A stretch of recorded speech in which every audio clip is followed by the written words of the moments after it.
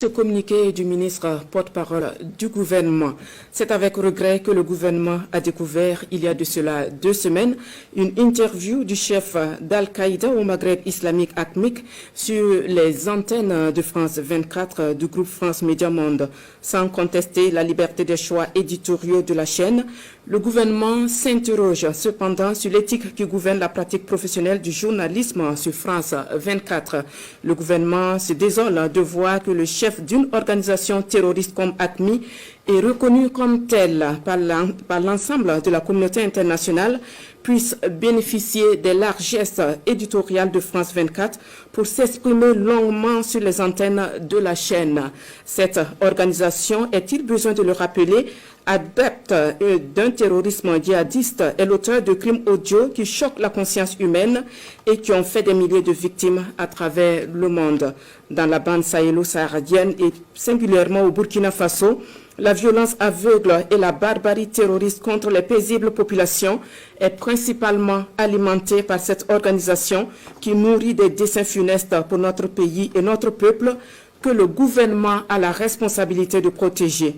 En ouvrant ses antennes aux premiers responsables d'AQMI, France 24 ne fait pas seulement d'office d'agence de communication pour ces terroristes. Pire, il offre un espace de légitimation des actions terroristes et des discours de haine véhiculés pour assouvir les visées maléfiques de cette organisation sur le Burkina Faso.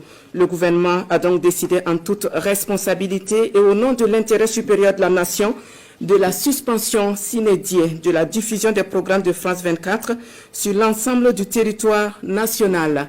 Le gouvernement, tout en réaffirmant son attachement à la liberté de presse et d'opinion, renvoie France 24 et l'ensemble des professionnels des médias à leurs responsabilités quant aux choix éditoriaux qu'ils opèrent dans le traitement de l'information sur le terrorisme.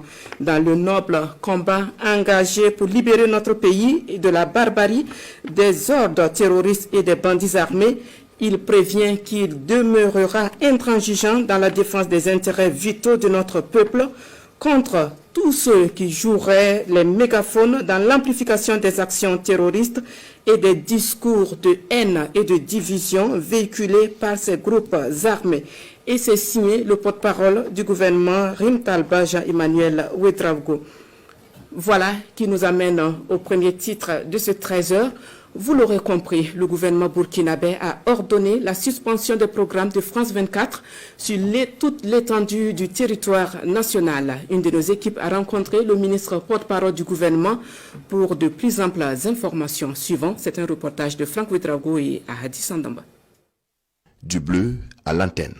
France 24 ne met plus au Burkina Faso à compter de ce lundi 27 mars 2023.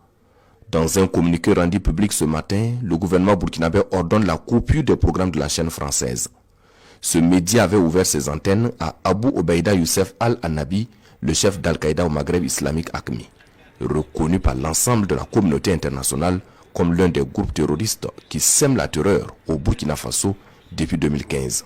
Nous estimons que cela participe d'un processus de légitimation aujourd'hui du message terroriste et nous connaissons les effets de ce message-là dans notre pays. Depuis 2015, ce sont ces mêmes groupes qui tuent, qui pillent, qui violent, qui humilient nos communautés et nous ne pouvons pas accepter aujourd'hui qu'un média ouvre ses antennes à ce discours de haine, à ce discours de division. Les faits remontent au 6 mars dernier où Abou Obeida Youssef Al-Annabi répondait à 17 questions d'un journaliste de France 24. Depuis lors, le dossier est suivi au niveau du Conseil supérieur de la communication. Mais dans le fond, il ressort qu'aucune convention formelle ne lie France 24 à l'organe de régulation des médias au Burkina Faso, d'où la prise de décision du gouvernement de suspendre les programmes de la chaîne et de s'assumer pleinement. Nous ne transigerons pas sur cette question. Ça veut dire que aujourd'hui, c'est une guerre sans merci qui est engagée pour la reconquête de nos territoires, pour la restauration de la dignité de notre pays, pour que nos citoyens et nos concitoyens retrouvent leur village, retrouvent bien sûr leur localité d'où elles ont été chassées, d'où elles ont été massacrées. Et donc dans ce combat-là, je pense que nous n'allons pas trembler un seul moment chaque fois qu'il faudra prendre une décision qui va dans le sens de la restauration de notre territoire. Les mêmes causes produisent les mêmes effets, dit-on, mais ici nous dirons que les mêmes causes produisent les mêmes décisions, comme il avait été le cas pour Radio France Internationale RFI, un organe du même groupe média qui avait été suspendu pour les mêmes raisons. Ce qui amène donc le gouvernement burkinabé à être suspicieux quant à la logique qui gouverne le traitement de l'information dans ces médias, affirme le porte-parole du gouvernement. Nous sommes fondés à penser qu'il y a sinon une connivence, du moins une volonté aujourd'hui, on ne sait pour quelle raison, d'accréditer en tout cas une cause aujourd'hui qui nous vaut tellement de souffrance dans nos pays. Donc ça c'est inacceptable et je pense que le gouvernement ne transige pas, le gouvernement s'assume, donc les programmes de France 24 sont suspendus. Au-delà du groupe France Média Monde, il s'agit là d'une invite à l'ensemble des médias et des professionnels à faire leur travail en toute conscience et avec le maximum de professionnalisme, ajoute Rimtalba Jean-Emmanuel Ouedraogo.